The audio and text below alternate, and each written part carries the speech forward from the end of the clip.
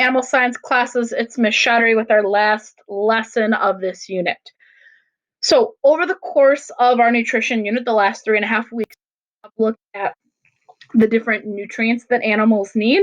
We've looked at some of the different conditions, situations that might change their individual nutrient requirements. We've looked at how we can take different ingredients or different feedstuffs and create rations that meet different nutrient needs. And we've looked at what happens when an animal isn't getting the right amount of those nutrients, what health problems can arise. So now we're just kind of putting it all together to build high quality diets. So, why does this all matter? How does it all come together in the end? Animal science concerns itself a lot with nutrition.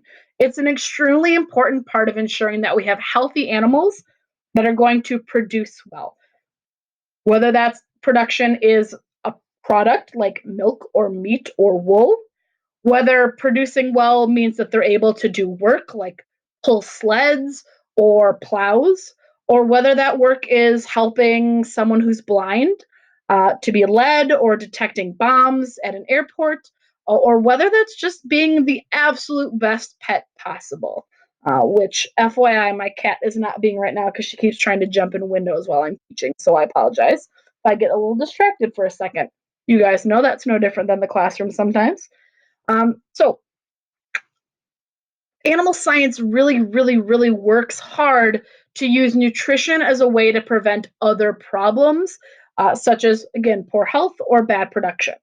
But part of the conversation is also looking at the cost of that. Because while it's important to maintain animals in great health and great nutrition, there's also that cost factor that, you can buy the fanciest pet food at the store. You can go to Walmart and find like raw dog food that's like raw meat that you could give your animal, but that's not necessarily the most cost effective option. And you can still give good nutrition while also letting cost kind of play a role in deciding what nutrition you're going to give your animals. And so when we work well together, okay, when we think about that bigger picture of what are our end goals, what does this animal really need, we can make decisions about what are the best choices to get those good end results. So today we have a couple of questions, kind of explore some of these ideas. So, question number 1. We've been feeding our lactating cows a feed that is 0.22% calcium. Okay, and we're doing that using a TMR, or total mixed ration, that contains both shell corn and wheat. After noticing some restlessness, tremors, and head bobbing, the vet has determined that our herd is actually hypocalcemic, and they recommend bringing the calcium in their diet up to 0.27%. So, how could we fix this? I want you to take a minute. I want you to pause the video after I'm done with instructions, okay? And I want you to look back through your notes, look through the feed composition guide, and look through this information and tell me, how do you think you could fix this using what we know about nutrition and diets to make sure that these animals are getting the right calcium levels they need? Okay, so pause and think. How would you solve this? And then check back. All right, hoping you've checked back, doing some thinking. Let's talk about some of our big options. The first option is obviously like we could give medication. We could give some calcium supplements to raise that amount, but that's a really short-term solution to what will become a long-term problem if we don't fix the diet itself. And there are 2 big ways that we could fix the diet in this case. The first one is that we could choose new feedstuffs. Okay, we know we need to feed to 0.27. So we could choose 2 new feedstuffs that would do that. Remember, you always have to have one thing that's got a higher percent and one thing that's lower, but there's lots of options on the feed composition guide that would work great. Okay, our other option is that we actually can do that with the ingredients we're already using, shell corn and wheat. Because shell corn is 0.3% calcium and wheat is 0.05% calcium, if we rebalance how much of each of those ingredients we use, we can get a TMR that has the right calcium percent, 0.27, without having to change our ingredients at all. It'll just be how much of them we use. Okay? So that's an easy solution for that. Our next question gonna be a little bit more complicated and involve a couple more steps. So we have pregnant cows, and they're not producing milk right now. So they're pregnant, but they're not lactating. Okay. Cows at this stage of their development generally need about 0.18% calcium in their diet. Okay. We have lots of corn silage available to us to use, and that comes in at about 0.28% calcium. But we need to buy our second ingredient to bring the percentage down. So we're trying to decide between two different feedstuffs. Our first one is corn and cob meal. The corn and cob meal we have is 0.06% calcium. Okay? And it is on sale for $1 for every 5-pound bag we buy. Or we could use corn gluten meal. Corn gluten meal contains 0.13% calcium, and it costs 75 cents per 5-pound bag. So we need to determine what would be the cheaper option if we want to mix up 250 pounds of feed. So just like before, I want you to take a couple minutes and I want you to think about how would you find the answer to this problem? Okay? Then you're going to check back and we're going to go through what I did to solve this together.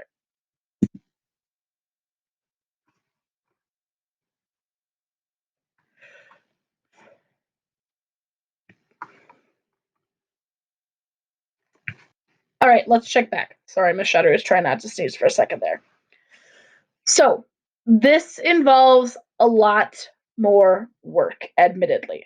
Okay? There are two different things that we're looking at. We're going to solve them out the same way, but it does involve a couple of steps. Okay? So we're trying to compare corn and cob meal versus corn gluten meal and which one is going to be the more financially effective solution. So the first thing we're going to do in both of these situations is do the Pearson square to find out how much we would need of those different ingredients to solve this problem.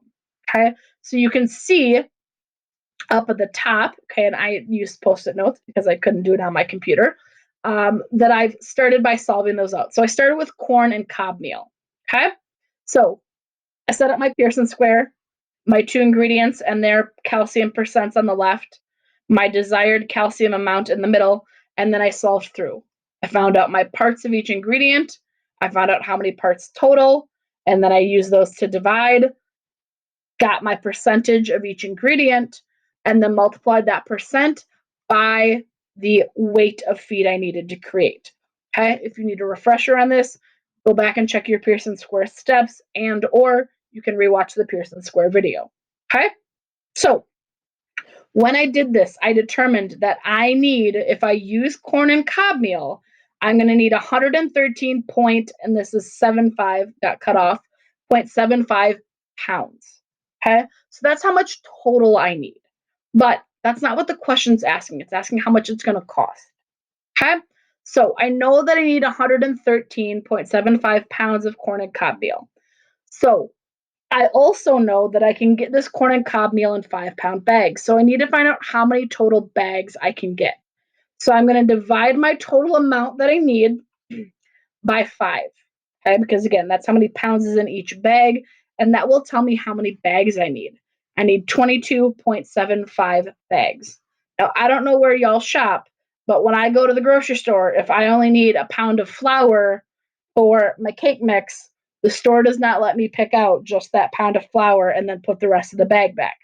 So in this situation as well, we need to round to the next amount of bags, whether that's 22.1 or 22.9, or in this case, 22.75. You have to round up because you can't have less, but you can definitely have more. Okay, so I'm going to need 23 total bags.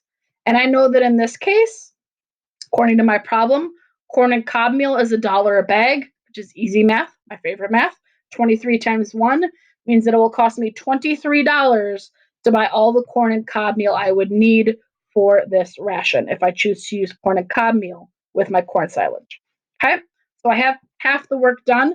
Now I go through the exact same process with corn gluten meal. I set up my my Pearson square, not my Punnett square. I know that most of us are pretty over those. I set up my Pearson square. Same concept. I'm just using a different feed stuff. I solve out, and when I go through the whole process, I determine that I need 166.75 pounds of corn gluten meal. Okay, so I go through and I do the exact same thing I did before on the bottom. I take my total amount of corn gluten meal, 166.75, and I divide it by 5 pound bags to find out that I'm going to need 33.35 bags, or in this case, rounding up, 34 bags. I take my 34, I multiply that by the cost, which was 0.75, and it turns out that in this situation, it's actually cheaper to use corn and cob meal because my corn gluten meal, even though it costs less, I needed so much more of it that it's going to cost me $25.50 for corn gluten meal instead of the $23 it would cost me for corn and cob. Okay?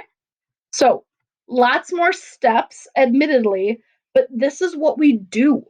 Okay? This is how pet food producers, this is how farmers, this is how anyone who's working with animals and making that food themselves, whether again that's at a factory level for pet foods or at a farm level for most of our livestock, okay, we're looking at and kind of balancing out what do we have available, what can we afford, and what's going to give us the right nutrition. So, your last problem you're going to do on your own. It is, I promise, simpler than the one we just did together. Okay? So, what I want you to do is I want you to solve this problem and then you're going to submit your answer on the assignment page for the question. You don't need to show your work this time or upload a picture.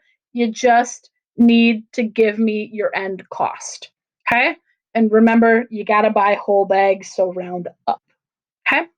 So, your question is, we're feeding bull calves a diet of 11% protein to help build strong muscle, and we need to make 2,100 pounds for 2 weeks for our herd.